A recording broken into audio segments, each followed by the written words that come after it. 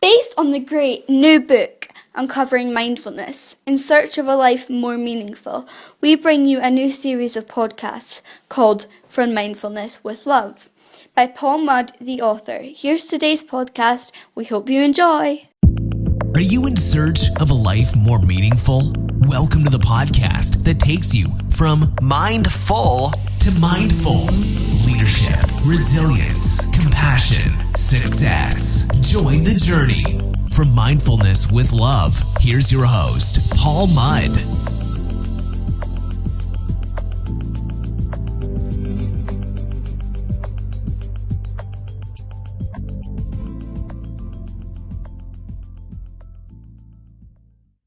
I wasn't sure what to call this podcast in the Mindfulness with Love series. Mindful coaching, mindfulness and coaching, the mindful coach. I even got a group of coaches together, a convocation of coaches, probably not the right collective pronoun though, to talk about it. And after a vibrant and robust debate, we decided we'd like the following summary, which seemed to capture the mood and cover many of the points we raised. It goes like this. A coach using mindfulness will perfect a form of conscious and comfortable simultaneous attention to themselves, their coachee, the relationship between them and the mental, emotional and relational dynamics occurring in the moment. But how did we get there? Well, along the way we looked at definitions of coaching, and in particular three. Firstly, one provided by John Whitmore. Coaching is unlocking a person's potential to maximize their own performance. It's helping them to learn rather than teaching them. Secondly, one from the Association of Coaching. Coaching is a collaborative, solution-focused, results-orientated and systematic process in which a coach facilitates the enhancement of work performance, life experience, self-direction, and personal growth of the coachee. And thirdly, one from Peter Hill of CFM Consulting. Coaching is the art of facilitating the development, learning, and enhanced performance of another. We then set ourselves some questions to provide a framework for our discussion. First question, what are we actually talking about? Coaching with mindfulness or mindful coaching? Second question, is there an implicit tension between the principles of mindfulness and the goals and practice of coaching? Third question, can mindfulness provide a lens through which to view the coaching experience and enrich it? And fourth question, is mindful coaching or coaching with mindfulness better coaching? And so forearmed, we ventured forth, and there was a full range of experience represented in the room. From colleagues who were already informing their coaching practice with a mindfulness approach, to those whom mindfulness was still a rather nebulous and uncertain thing. At its simplest, mindfulness is just being present and paying attention on purpose to the present moment experience, with an attitude of openness and non-judgmental acceptance of thoughts and emotions, whether positive or negative, accepting whatever is. It is physically and mentally connecting and being aware of what is going on inside the mind and body, whilst also being aware of the world around oneself. Herein, however, lies an essential paradox, and one I wrestle with in my book, Uncovering Mindfulness in Search of a Life More Meaningful, and it is quite simply this. From a practical perspective, is being a mindful coach possible? Mindfulness is chiefly associated with non-doing and being, and coaching with doing, action.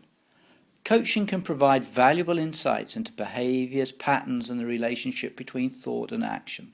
When coupled with mindfulness or a mindful approach, though, individuals are able to jettison judgment and start to question ingrained beliefs or perceptual blind spots that might result in what Dan Siegel, clinical professor of psychiatry at UCLA School of Medicine, describes as oversimplification. The oversimplification, however, might also be that a coach using mindfulness could be missing something.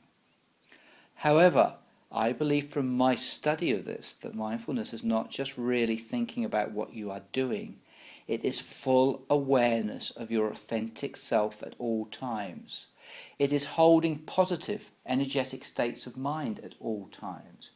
It is walking your talk at all times.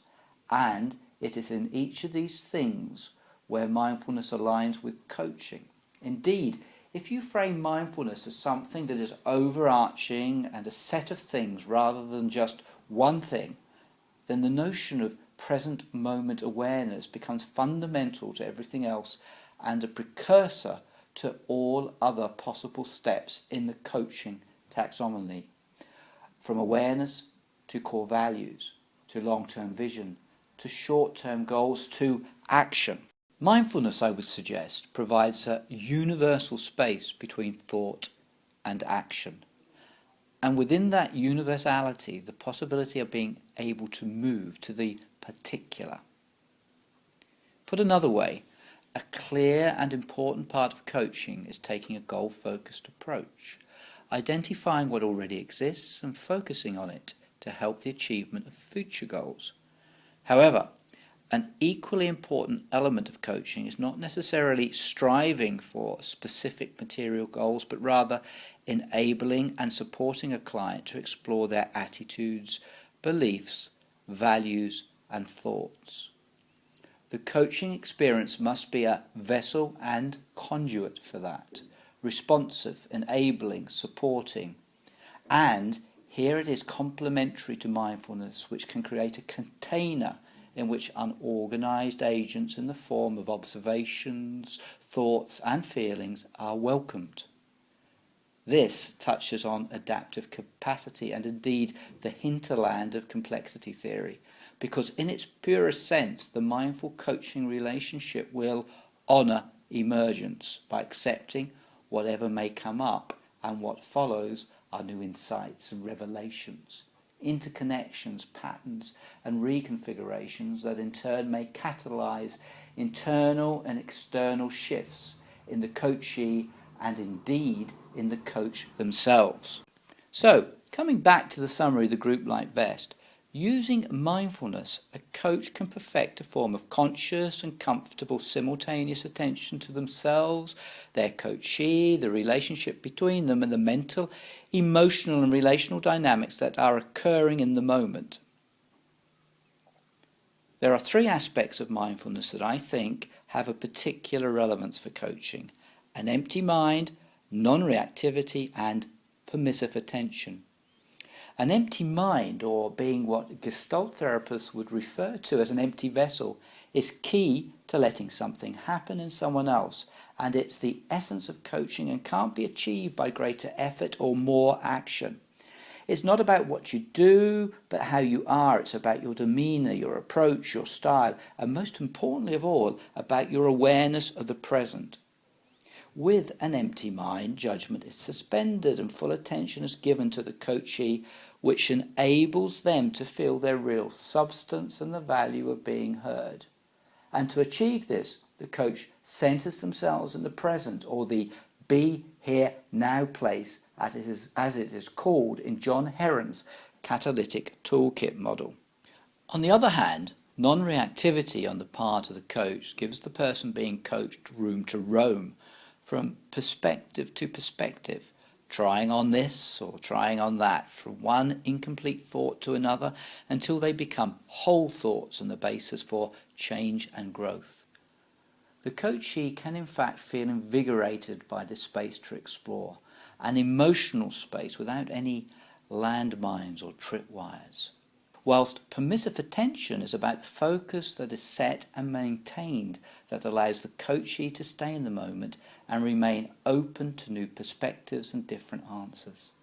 Essentially, coaching is a humanistic practice in which, as described by Carl Rogers, the concepts of congruence and empathetic understanding are available to the coach as awareness.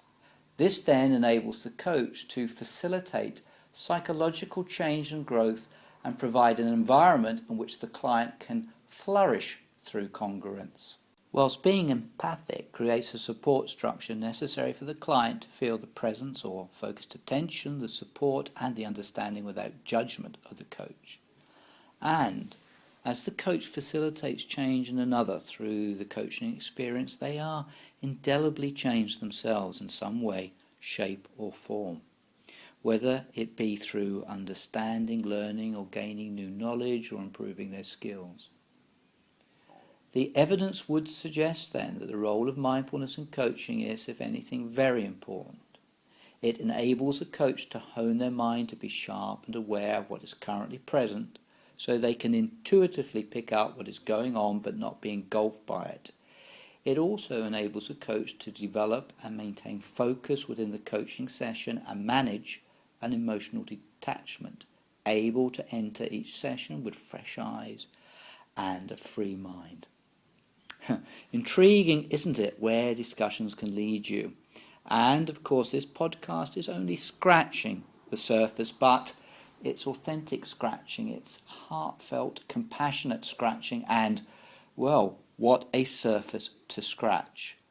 My book has more to say, and it's available on Amazon, and I dare say too that this is an area of mindfulness that I need to pay more attention to as I continue my journey uncovering mindfulness. You can follow this continuing journey on Twitter at The Mindful Book, and that's capital T, capital M, capital B. And if you'd like to contact me directly, my email is paul@themudpartnership.co.uk, and that's all lowercase and, of course, mud with 2 Ds. I'd love to hear from you, and until the next time, be mindful. Hell yeah. Thank you so much for listening. If you enjoyed, please subscribe and leave a review. We want your feedback. Help us support your journey uncovering mindfulness in search of a life more meaningful. For Mindfulness with Love, we'll catch you next time.